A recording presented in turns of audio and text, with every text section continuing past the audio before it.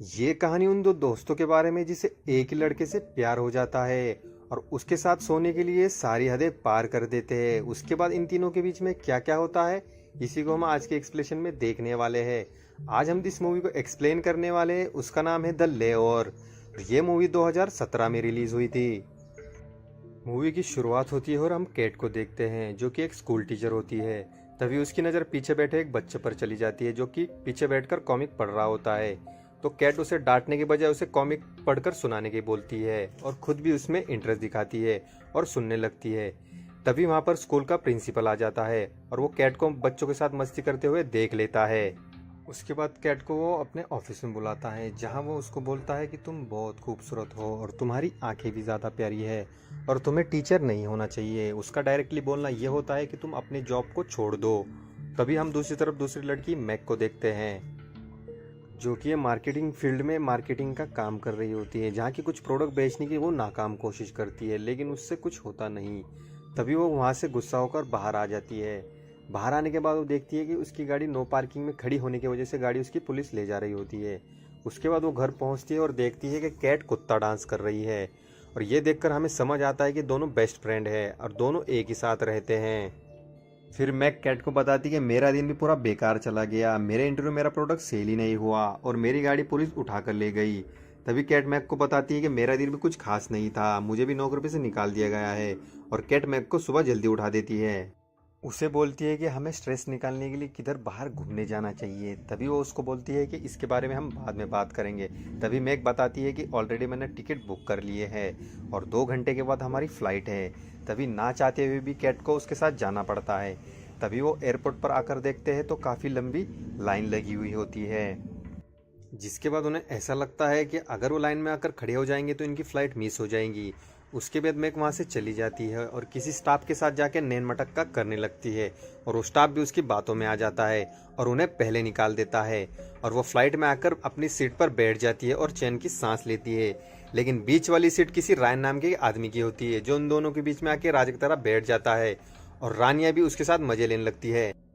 जहां रायन उन्हें बोलता है कि वो अपने किसी दोस्त की शादी में फ्लोरिडा जा रहा है। उसके बाद उन्हें पता चलता है कि फ्लोरिडा में तेज तूफान और बारिश की वजह से प्लेन सेंट लुइस में उतारना पड़ेगा। उसके बाद ये दोनों एक होटल बुक करते हैं जहां मैक बोलती है कि मेरा सारा सामान एयरपोर्ट पे मिस हो गया है। उसके बाद ये दोनों लिफ्ट के पास आते हैं। जैसे ही लिफ्ट खुलती है इन्हें वो ठरकी रायन दिखता है। तो ये उसे पूछते हैं कि तुम यहाँ क्या कर रहे हो।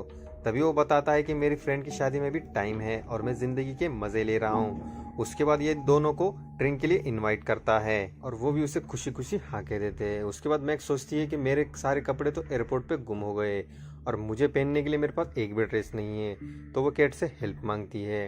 कैट बोलती है मेरे पास भी एक ही ड्रेस है और वो उसे साफ मना कर देती है। फिर शाम को कैट पार्टी में पहुंचती है जहां रायन मैक के बारे में पूछता है तो कैट उसे मना कर देती है कि मुझे नहीं पता वो कहाँ पर है। तभी सामने से मैक को दिखाया जाता है जिसने की साड़ी पहनी होती है और उस साड़ी के अंदर वो काफ़ी कमाल लग रही होती है। तभी टीवी पे एक न्यूज़ चलाया जाता है कि फ्लोरिडा का मौसम काफ़ी ख़राब हो चुका है और 3 दिन तक वहाँ की सारी फ्लाइटें कैंसिल हो चुकी है और अनुमान लगाया जा रहा है कि आने वाले 3 दिन मौसम साफ नहीं होगा। ये सुनकर रायन दुखी हो जाता है। उसे सुख देने की गारंटी ये दोनों ले लेते हैं। उसके बाद ये एक पार्टी में जाते हैं जहाँ पर डांस कंपटीशन होता है। डांस करते करते मैक का पल्लू नीचे सरकने लगता है और सभी लोग उसके मैंगो को देख लेते हैं। उसके बाद ये तीनों अपने कमरे की तरफ जाते हैं। जाते वक्त कैट और मैक में बहस शुरू हो जाती है क्योंकि ये रायन को पसंद करने लगे थे। तभी अगले दिन मैक रायन के साथ वाटर बलून पे एयर फ्लाई का प्लान बनाती है लेकिन कैट को ऊंचाइयों से डर लग रहा होता है। तभी रायन कहता है कि मैक और हम दोनों चले जाएंगे लेकिन कैट मैक को रायन के साथ नहीं जाने देना चाहती, इसके लिए वो भी हाँ कह देती है। काफ़ी ऊंचाई पे जाने के बाद उसे घबराहट सी होती है। तभी रायन उसको अपने बातों में लगा देता है और उसे शांत करा देता है। तभी अगले दिन मैक और कैट एक कॉफ़ी शॉप में बैठे हुए होते हैं। उन्हें वहाँ पता चलता है कि रायन यहाँ से जा रहा है। तभी वो रायन के पास पहुँचते हैं और उससे पूछते हैं तुम कहाँ जा रहे हो। तो रायन बताता है कि मैं अपनी फ्रेंड की शादी में जा रहा हूँ। तभी मैक और कैट उससे अपने साथ चलने के लिए कहते हैं और वो भी राज़ी हो जाता है। उसके बाद वो तीनों एक टैक्सी में बैठते हैं। उस टैक्सी ड्राइवर का नाम क्रेज होता है जो कि मैक को काफ़ी ज़्यादा पसंद करने लगा था। उसके बाद मैक पीछे बैठकर रायन को साथ मस्ती करने लगती है और उसके हाथों पर लोशन लगा देती है। ये देखकर कैट काफ़ी बुरा लगता है और वो रायन को मैक की गंदी पिक्चर दिखा देती है। ये देखकर मैक काफ़ी गुस्सा होने लगती है। फिर वो पेट्रोल पंप पे रुकते हैं जहाँ कैट बाथरूम में चली जाती है और फिर मैग बाथरूम का दरवाज़ा बाहर से लगा देती है और वहाँ से निकल जाती है और रायन से मज़े लेने लगती है। तभी किसी तरह कैट विंडो का दरवाज़ा खोलने के बाद वहाँ से निकलने की कोशिश करती है और कूड़े के ढेर में गिर जाती है और उसके सारे कपड़े गंदे हो जाते हैं। फिर रायन उससे पूछता है ये तुम्हें क्या हुआ, जिस पर कैट बोलती है कि किसी ने बाथरूम का दरवाज़ा बंद कर दिया था और मुझे अच्छी तरह कैसे पता है कि वो इंसान कौन हो सकता है। उसके बाद वो कैट वहीं पर अपने कपड़े साफ करने लगती है और गाड़ी में आकर बैठ जाती है। कुछ दूर जाने के बाद वो कहती है रायन से कि मेरे गले में कुछ दर्द हो रहा है, जिसके बाद रायन उसका गला दबाने लगता है, मीन्स उसकी मसाज करने लगता है। ये देखकर मैक को काफ़ी बुरा लगता है और वो जेलिस फील करती है। वो शैम्पेन निकालती है और उसमें काफ़ी सारी स्लीपिंग पिल्स मिक्स कर देती है और वो कैट को देती है, लेकिन कैट शैम्पेन पीने से मना कर देती है। मैक से वो बोतल ले लेता है और पूरी पी लेता है। फिर मैक उसे बोलती है कि तुम्हें गाड़ी चलाते समय ड्रिंक नहीं करनी चाहिए। तब उसे क्रेज बोलता है कि मुझे ड्रिंक करके ड्राइव करने का अच्छा एक्सपीरियंस है, तुम इस बात की टेंशन मत लो। उसके बाद कुछ समय बीतता है और रात होती है और गाड़ी में सब सो जाते हैं और क्रेज को भी नींद लग जाती है। उसके बाद वो रोड पे एक बोर्ड को उड़ा देता है।